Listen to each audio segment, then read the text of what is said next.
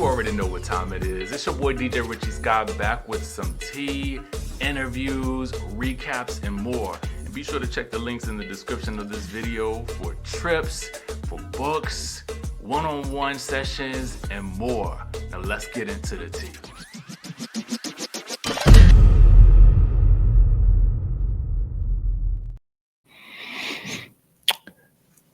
Well, y'all, the bells are indeed ringing again. But the question is, are you watching? That's what I want to know.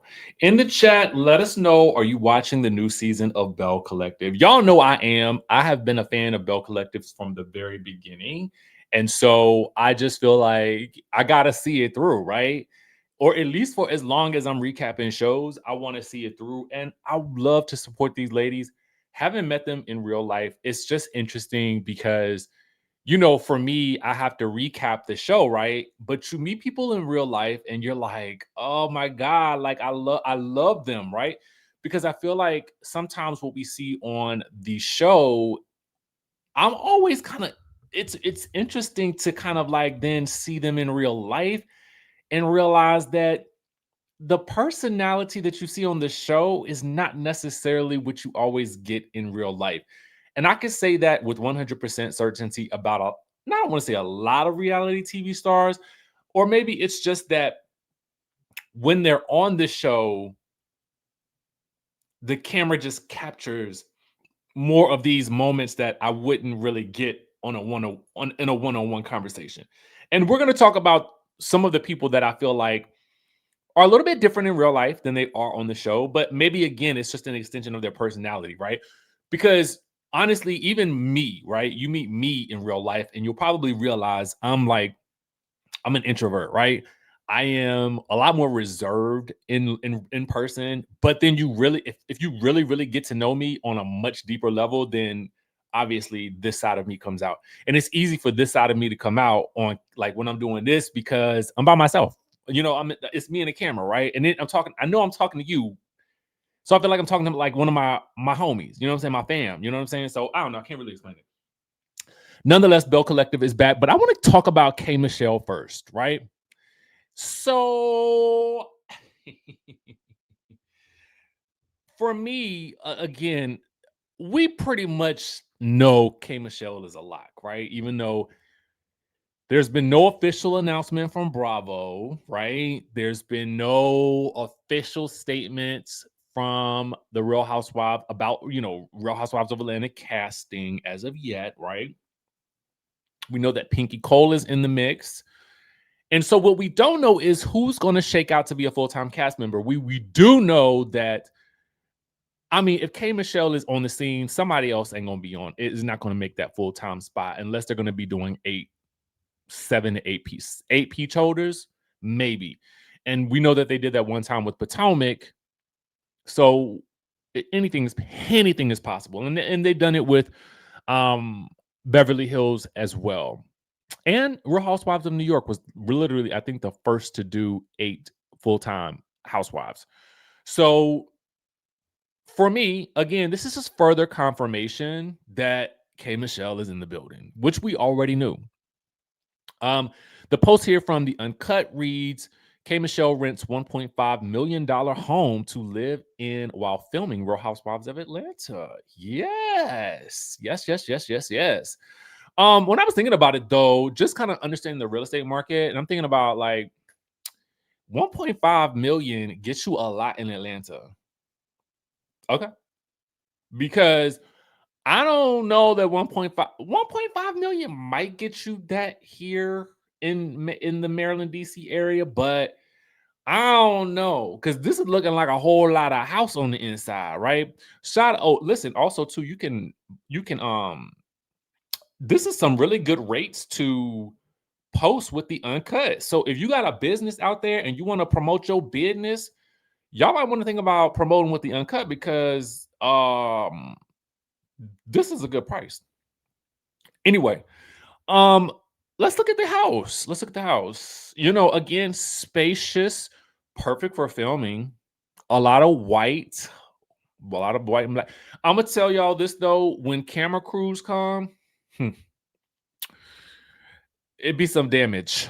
Okay, so if she's renting this house, there's going to be some damage. There's going to be some scuffs and stuff like that with putting in camera equipment and stuff like that. But this looks ideal to film in.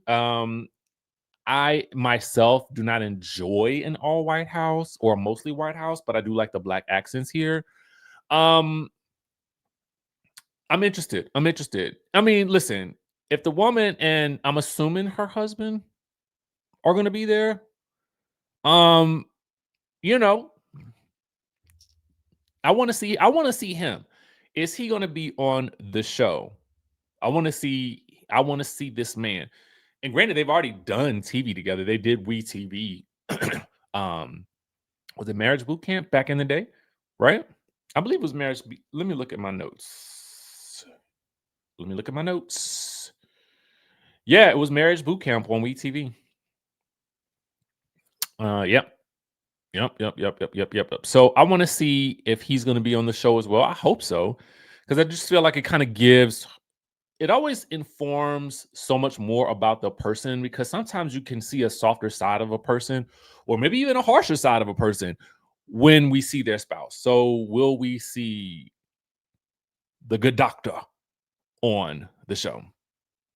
Questions that we have yet to get answers to, but I'm sure we will soon. In the meantime, we've got Potomac to look forward to, so that will be coming on Sunday night. We will be doing our recap on Monday, of course. Okay, so let's move on into the bells. They are indeed a ringing, and the bells are back. It took a minute. Okay, it took a minute. I am quite sure. I do not know this. I've not had any conversations with anybody at the network or with Mr. Carlos or with the ladies themselves. Although I do maybe plan on or maybe interviewing a couple if they have the if they have the bandwidth. We will see what we can do. Traditionally interviews are like I just don't like scheduling things. That's just my problem. My schedule is already kind of packed. So scheduling interviews is like sometimes like But anyway, but here's what I'm thinking. I'm wondering if because I feel like Bell Collective and Love and Marriage Huntsville would have been back. I mean, in years prior, they would have been like boom, boom, boom, boom, boom.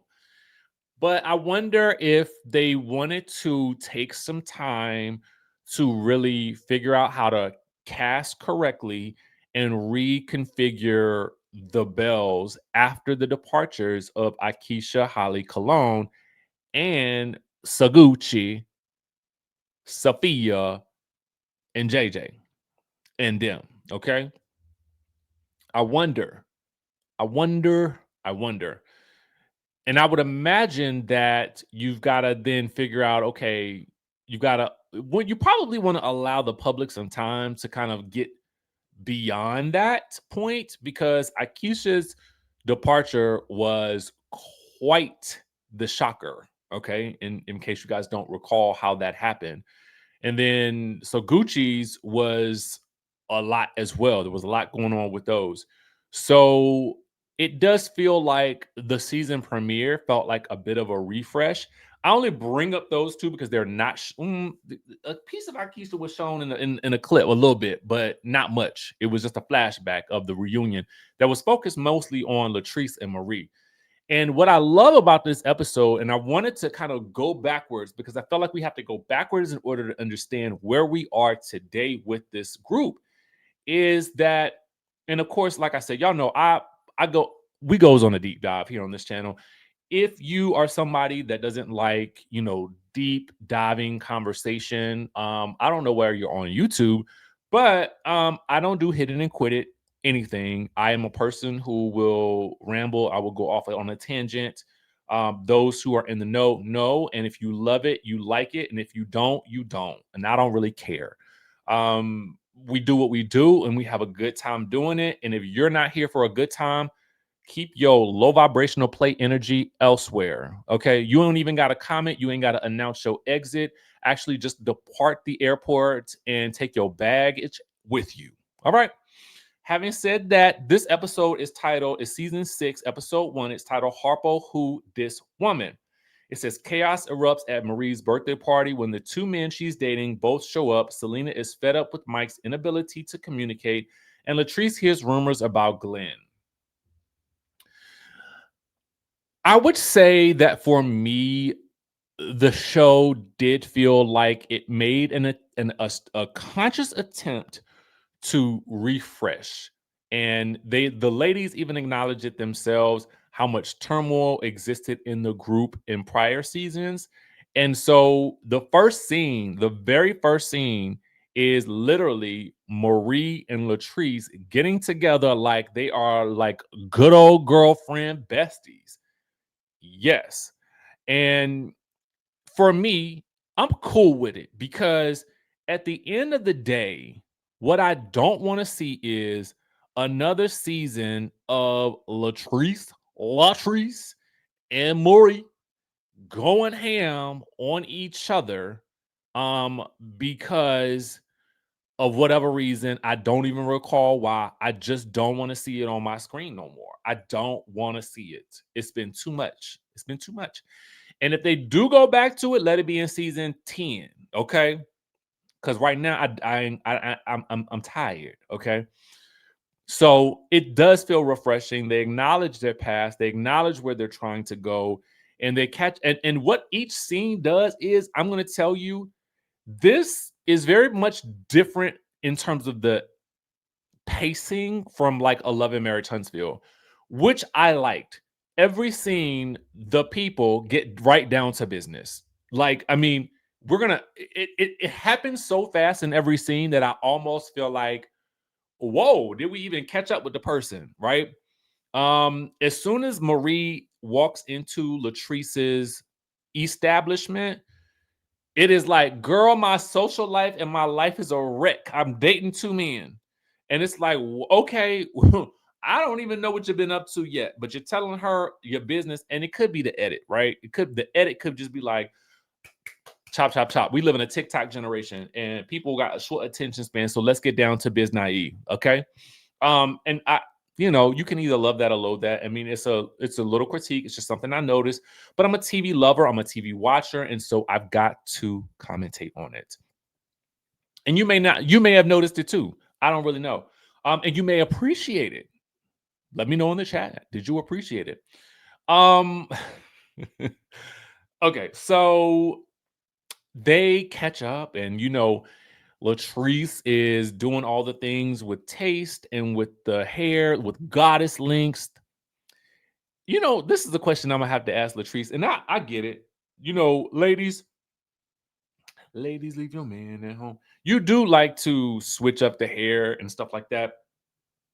But if your business is called Goddess Links, I always wonder why she be doing like the bobs and the updo pony. I'm just like, shouldn't you be showcasing all the lengths? Like, I mean, I would be sitting in my confessional with you might not even see me. I might look like Cousin It. You know what I'm saying? That's how much hair I would have in my head. I would have every bundle in the shop in my head, on my head, and that's all you would see. We would have to carve out a little piece for my eye and my mouth so you can actually tell that I was talking and I wasn't AI. That's how much bundle I would have on my head. It would be an Aaliyah type bundle. You might not even see an eye. You might not see either eye. I don't really know, depending on the day. So I just be wondering that. But I think that the bundles probably would have gotten in the way of all the flowers that were popping out of her dress. So I don't know. She looked great. Don't get me wrong, but I just be wondering, like, if your business is called Goddess Lens, why not showcase the lens? But maybe she showcases the lens in the seams, and that's not bad. Maria stopping by for some edge control, you know what I'm saying, in her bodysuit, bodysuits by Marie. That might be a business for you, Dr. Marie. So we learned that Dr. Marie is dating the two men. One is Cedric, her ex-husband, who has come back into the picture. He and his loafers. And Marie is literally the centerpiece of the episode. I'm gonna go ahead and tell you, which is very refreshing. Now, to go back to my previous opening conversation about the show, is that Marie, when I met them, was probably the most introspective, meaning she was quite demure, quite quietly interesting to me, right? I loved talking to her. Because I'm the type of person that because I'm an introvert, I can talk to like one person and be totally cool at a party, right? If I can connect with that one person, I'm good. And she was like one of those people that I could just connect with like that. Just my opinion. So it is nice to see her in this element of vibrancy and dating all the men's, because Cedric dated all the women's allegedly with her, in the background. So allegedly, I say, I don't know this, but that's what they say. Sorry, Cedric and your loafers. So having said that, we move on. Latrice, not Latrice. Well, Latrice, yes, let's talk about Latrice since we're on her. She is balancing taste, and her big drama this season is that there are condos that have been built above taste. And she says, so yeah, you can have your food at the taste, and then you can go on upstairs and rest. Is that for the people that live there, or is you renting rooms there? And if so, why is Cliff? Cliff is allegedly spending time at staying in the condos at it. Why? You got a whole McMansion at home. Even if you don't want to run into your wife, couldn't you just be in the West Wing? Why would you want to stay at the like? That sounds crazy to me. I don't really get it. And Latrice is concerned about it, and her friend Mandy. Have we seen? I feel like we've seen Mandy before. I feel like we saw Mandy last season, but I could be wrong. It's been so long ago.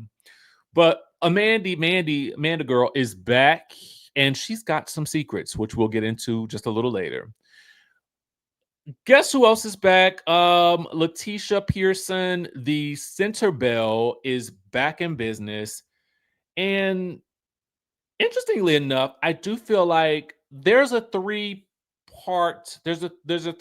trifecta of leads on this show, and they feel to me like Lateashia, Marie, and Latrice. Everybody else kind of seems like they are on they kind of feel like secondary characters at least from this episode. I don't really know. It just kind of feels like these are the three that have, and there's always a couple on the show that kind of stand out like that. But I do feel like these are the center three. But the show does do a good job relatively of focusing on the other ladies, minus Tambra, because I feel like Tambra could function more as a friend on this show. And I'm sorry, I don't want her to lose her job or anything like that. That's not what I'm saying. I'm simply saying that Tambra, in terms of what they show of her, it always feels like filming is probably the least important thing on Tambra's mind. I've got the baby. I'm not showing y'all my baby. I've got my man. He can barely be around. My baby's going to be with my mama, and that's what I do. I got my job at the radio. Y'all not going to interfere with my coin. So I'm gonna give y'all a little yang here. Shout out to Q. Y'all already know that's my homie. That's my boy. I'm gonna do a little thing, and I'm gonna pop in and pop out and do what I gotta do, and I'm gonna keep it pushing. Okay, that's what Tambra gives me, and to that I say, friend of the show. That's what it feels like to me, and I'm just being honest with you. I gotta keep it 100% faux real, as Nene Leak says. Okay. Um, but back to Lateashia, she is massaging her man.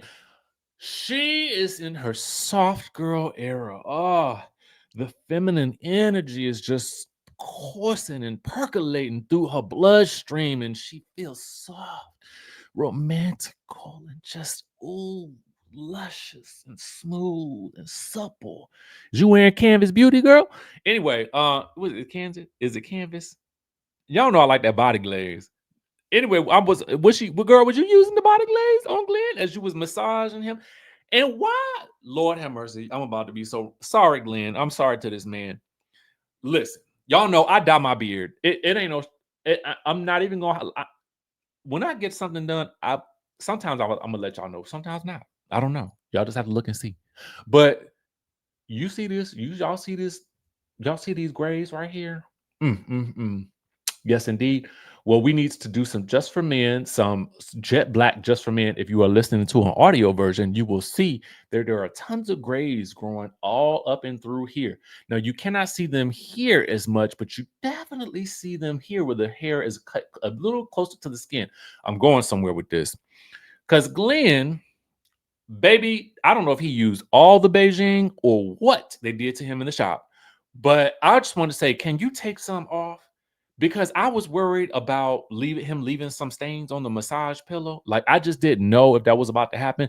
And it was actually honestly distracting because I don't feel like he needs all that. I just don't, right? So a little less Beijing, and we will be real good, Glenn. Okay, we will be real good. Like, I've seen you in person. You don't need all that. All right. Now, Lateashia, in her softness, she feels like she can be soft because the man is taking care of home. He is at home and he is back in the oil and gas business and he's doing the things and he's operating business and he's home and there's nobody he's texting. She ain't got to be afraid to look at his phone. Foreshadowing, okay? Because little does she know, it will come out at the end of the episode because Latrice is not able to go to Marie's party, and neither is Mandy. But it has come up basically that Glenn has been DMing Mandy Girl. Mandy Girl is Latrice's good Judy who does the hair, okay?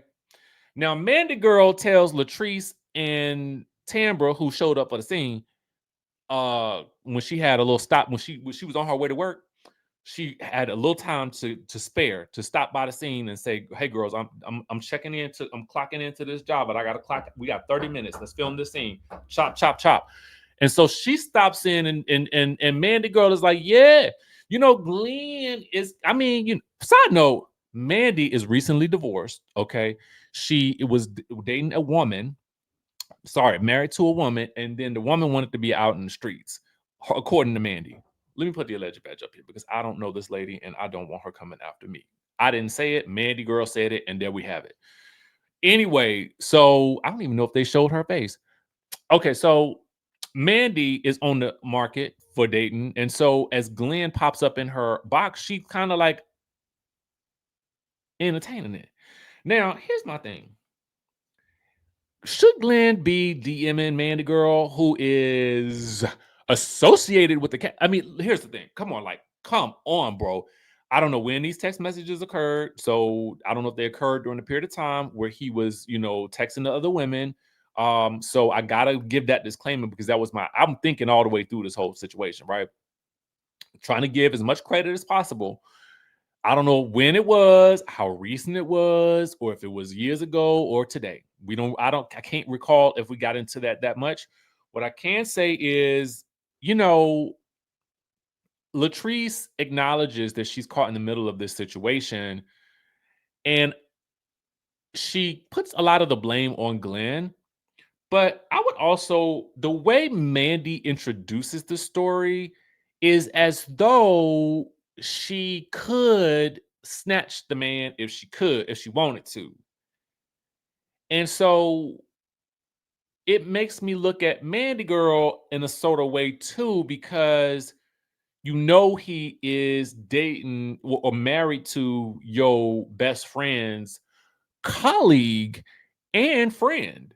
So while we're all looking at Glenn with a way, we're also now looking at you with a way. Because here's the thing, he could have been DMing you about that pressure that you putting on or whatever like that. And listen, you said you were never going to say anything, but you do say something when you get on camera.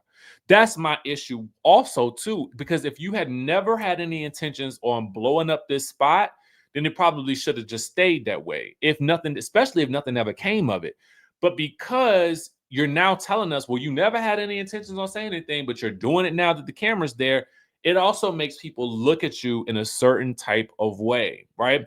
And I don't know if you thought that through all the way, but I think you have to think about those things in terms of perception of how the audience is going to look at you as well, right? Or maybe you don't care. Listen, I don't know. I'm just trying to give you some reality, some reality 101, how things will play out, okay? Now, Marie of the G, okay, variety, because she is the G who is balancing two men at the same party. Shockingly enough, shows up to the party, and we do meet Carrie, the new not housewife, the new Belle. Okay, sorry, y'all. My bad. I mean, I'm so used to talking about housewives. But y'all know I love y'all. Anyway, you might as well say housewives of the Bells, okay? So Carrie is very vivacious. I like her. She actually kind of puts me in the mind of Akeisha. She owns 3 restaurants. She is married to a sports agent, and she has, I think, 3 young girls. I did check her out on Instagram. The woman likes to travel, so you know she is my type of person. Okay. She seems very vivacious, not afraid to insert herself. She really thinks that the party looks very basic and shabby. I think shabby was her words that she used. Let me go to her picture. Y'all don't let me forget to talk. I'm talking. I ain't posted not a single picture. Carrie is the new belle, and she is introduced to the group by Lateashia. Now, all the girls are kind of there. And let me get into Selena real quick because she got some things going. Poor Selena been going through it, y'all. She done had a car accident, dogs done passed. Um, she got to make some earrings. She got a wedding that she planning. Now, here's my situation. Okay, with Selena and the man that she about to marry, that she's on fianced to. She is upset because the man, I guess, he bought a box truck like Glenn and about to go back on the road. Now, let's get into it. Ain't nothing to it but to do it. If the man is capable of buying the box truck, now clearly in my mind, he either got the cash to do it or he got the ability to get the financing, which means that his credit, or at least his business credit, is in a certain place that makes it attainable for him to obtain these types of vehicles. Let us go further. The man has also bought a boat, unbeknownst to her. Now, let's get down into further. If you have the ability to buy a boat and you are buying box cars and box trucks, at the drop of a hat, that means to me that I'm smelling a little bit of coin. Okay. And so, as such, Selena, it sounds as though this man has come into this relationship as the type of man that is moving and shaking and doing his thing and operating business and stuff like that. I don't know how you guys feel about this, but him buying the box truck and him buying the boat, and you guys are not yet married, feels to me like if that's his business, then that's his business.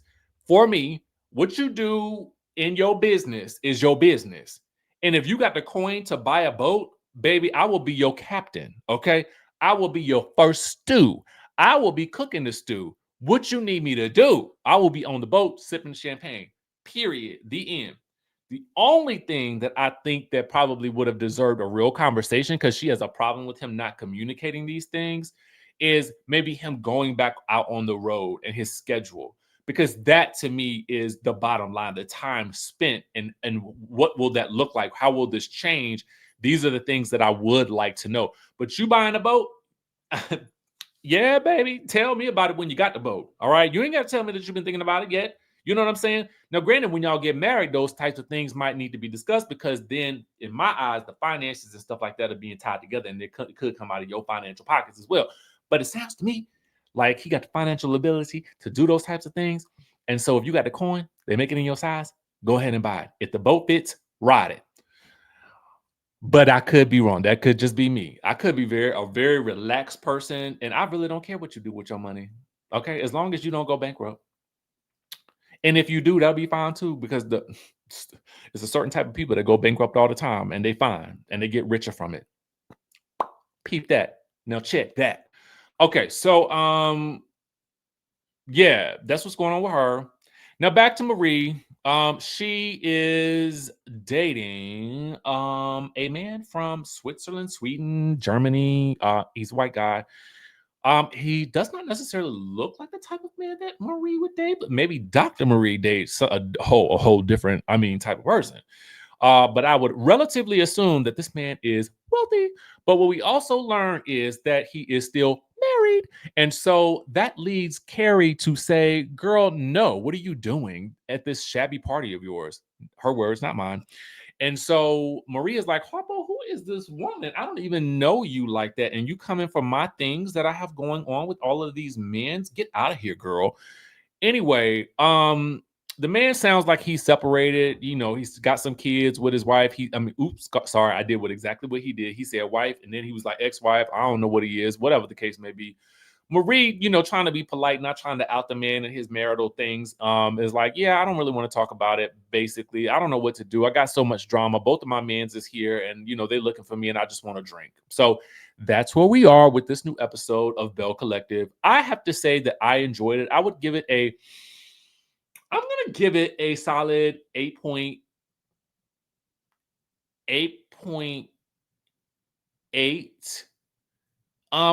Only because I do feel like there is a little bit of repetitiveness happening here. I think if I had any gripes, it would be that, there's not too much new drama that a married couple can have, right? So, and I feel like what you do get new drama with Cliff and Latrice because they've always got something new going on. It's a shame that we've got this repeated drama going on with Glenn because we've been here before. I do feel like I want more from Tambra. I just don't know what it is because I like her on the show. Because when Tambra does react, she's good, right? Or when she's in the mix and the mess. I also have to question, like, Latrice and Tambra kind of laughing and giggling about the whole situation with Glenn and Mandy Girl. I don't know if that's going to play well for them, especially in the eyes of Lateashia, who may be watching it play out in real time. Like, sometimes I feel like, well, they don't know what other people are doing when they're filming, so they don't know how they reacted.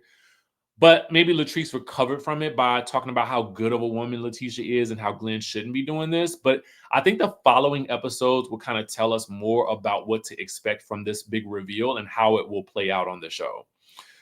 If you're watching Bell Collective, let me know in the chat. I was going to kind of try to keep this as condensed as possible, but sometimes, as it always happens, when I start talking in front of this camera, I literally just cannot stop. So there you have it.